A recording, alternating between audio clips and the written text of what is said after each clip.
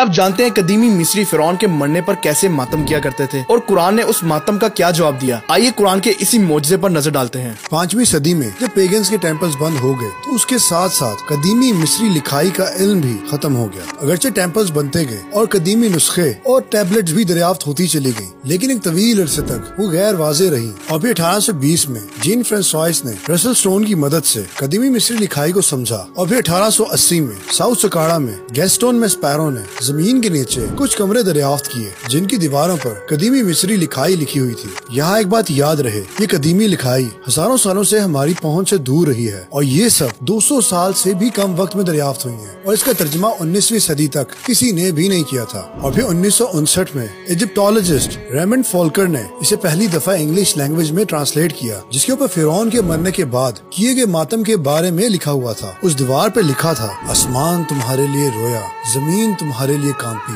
जब आप सितारे की तरह आसमान पर चढ़ते हैं। लेकिन क्या आप जानते हैं कि अल्लाह ताला ने इसी खराब अकीदे का जवाब कुरान में दिया। अल्लाह ताला कुरान में फरमाता है, फिर इन पर ना तो आसमान को और जमीन को रोना आया और ना इनको मोहलत दी गई। अल्लाह अकबर। बेशक अल्लाह ताला कुरान में फरमाता है, हम अनकरीब एतराफ में भी और खुद इनकी जात में भी निशानियां दिखाएंगे, यहाँ तक कि इन पे हक वाजे हो जाएगा और ये चिल्ला उठेंगे कि कुरान हक है। क्या तुमको ये काफी नहीं कि तुम्हारा परवरदिगार हर चीज से वाकिफ है। अल्लाह अकबर। बेशक अल्लाह ताला की आज वो निशानियां हम देख रहे हैं, इसलिए हम कहते हैं गौर करें, क्योंकि गौर करने वालों के लिए निशानियां